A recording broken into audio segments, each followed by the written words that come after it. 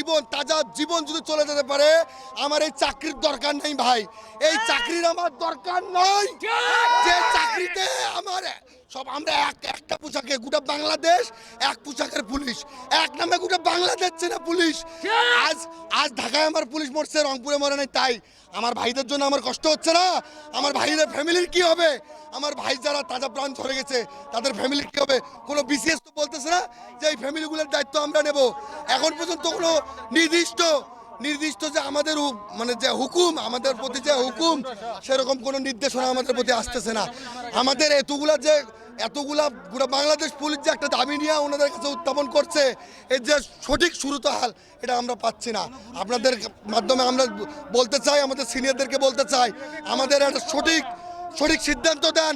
আমরা কর্মে ফিরতে চাই, আমাদের দাবিগুলো মেনে নেন, আমরা কর্মে ফিরতে চাই। রক্ত এমনি ভিতরে দাউ দাউ করে জ্বলতেছে, আমাদের আর কেউ দমায় রাখতে পারবে না। ঠিক আছে, আমাদের দাবিগুলো মানতে হবে। যেটা সর্বজেলায় চলতেছে, পুরো 64টা জেলায় আমরাও সেটা যাচ্ছি। যদিও অপরাধ হয়ে থাকে করে থাকে, তারা আমাদের বিশেষরা করছে, আমাদের ঊর্ধ্বতন কর্তৃপক্ষরা করছে, তারা রাষ্ট্রের চামচা হয়ে সেটা করছে। কিন্তু আমাদের পুলিশ সদস্যরা মারা গেছে, কোনো যাচাই বাছাই করা নাই, এখন পর্যন্ত কোনো তাদের বিচারের কথা পর্যন্ত বলা হচ্ছে না। একটা চ্যানেলও দেখা হচ্ছে না যে তাদের সাজা হবে। ছাড়া কোনো গুলি ছুটতে পারি না, একটা কদম সামনে এগোতে পারি না। আমরা প্রত্যেকটা মুহূর্ত, প্রত্যেকটা কদম আমাদের সিনিয়র অফিসারদের কমান্ড মেনে চলি, কারণ আমরা একটা সুশৃঙ্খল ডিপার্টমেন্টের সদস্য। আমরা আমাদের সিনিয়র অফিসারদের কমান্ড মেনেই সবসময় পদচারণা করি। তারা যেভাবে আমাদেরকে পরিচালনা করেছে ইতিপূর্বে, আমরা সেভাবেই পরিচালিত হয়েছি, এবং ভবিষ্যতে তারা আমাদেরকে যেভাবে পরিচালিত করবে, আমরা যেহেতু চেইন অফ কমান্ড ফলো করে চলি, সেহেতু আমাদেরকে সেইভাবেই পরিচালিত হতে হবে। সমস্যা হচ্ছে এই যে আমাদের যে ঊর্ধ্বতন কর্তৃপক্ষের সঙ্গে আমরা যারা অধস্তন কর্মচারী আছি, আমাদের যে একটা ব্যবধান আছে, বৈষম্য আছে, আমরা এই বৈষম্য মানি না। আমাদেরকে সমান করতে হবে। আমরা যাদের কমান্ডমেন্টে আন্দোলন করতে গিয়ে আমাদের ভাইদেরকে হারাইছি, তাজা প্রাণ হারাইছি, এই বিসিএস অফিসাররা কোথায়?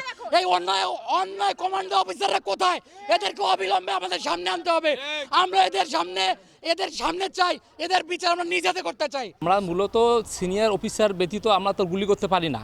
মাঠ পর্যায়ে আমরা যখন যাই, তারা হয়তো আমাদের মনে করেন যে ঊর্ধ্বতন কর্তৃপক্ষ সেইভাবে আমাদেরকে কমান্ড করে যে আপনারা এইভাবে গুলি করার মানে অর্ডার সব কিছুই ওদের অর্ডার মতোই করি। এই যে সাইদ মারা গেল, এখন এটা তো এই যে অফিসার করছে, এ তো নিজের অর্ডার তো করতে পারেনি।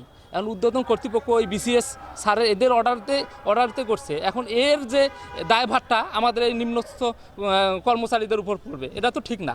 প্রত্যেকটা জায়গায় আমাদের ওই ব্রিটিশ থেকে যে মানে আইনের যে আছে, এখন এটাই চলতেছে, কোনো ওগুলোর করতেছে না। আমরা এই গোলামেই আছি। এবং কেমন পুলিশ চান?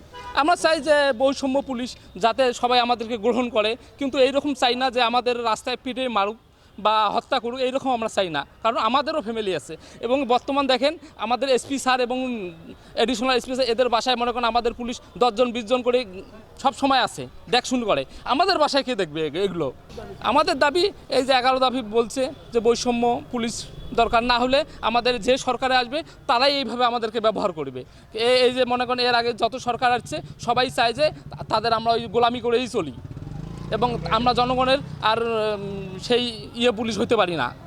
জনগণের যে আমাদের জনগণের সেবক, আমরা এরা হতে পারি না, কারণ এই রাজনৈতিক আমাদের পুলিশ থেকে উৎখাত করতে হবে, না হলে আমাদের পুলিশে কোনোদিনও ভালো কিছু আশা করা যাবে না। তারা একমত হয়েছেন আমাদের কর্মবিরতির। আমাদের অতিরিক্ত পুলিশ সুপার স্যার একত্রতা প্রকাশ করছেন। আমরা কর্মবিরতিতে থাকব এবং আমরা আমাদের অভ্যন্তরীণ নিরাপত্তা আমরা অবশ্যই বজায় রাখবো, এবং আমাদের দাবি পূরণ না হওয়া পর্যন্ত আমরা পুলিশ লাইন্সে কোনো কর্মবিরতি অব্যাহতি দিব না। রাজারবাগ সেন্ট্রাল পুলিশ লাইন থেকে যে আমাদের নির্দেশনা আসবে, সেই নির্দেশনা আমরা শুনে তারপর আমরা কর্মবিরতি অব্যাহতি দেব। আমরা চাই সরকারের আমরা নিরপেক্ষ সরকারের অধীনে চাকরি করতে চাই। আমরা কোনো রাজনৈতিক ছত্রছায়ায় চাকরি করতে চাই না, কারো পাঁচাটা গোলাম হতে চাই না। আমরা জনগণের স্বার্থে এবং দেশের স্বার্থে এবং মানুষের নিরাপত্তার স্বার্থে, সকলের মালামাল নিরাপত্তার স্বার্থে আমরা নিয়োজিত থাকতে চাই। আমাদের কর্মবিরতি তখনই উইথড্র হবে যখন সেন্ট্রালিভাবে আমাদের একটা নির্দেশনা আসবে।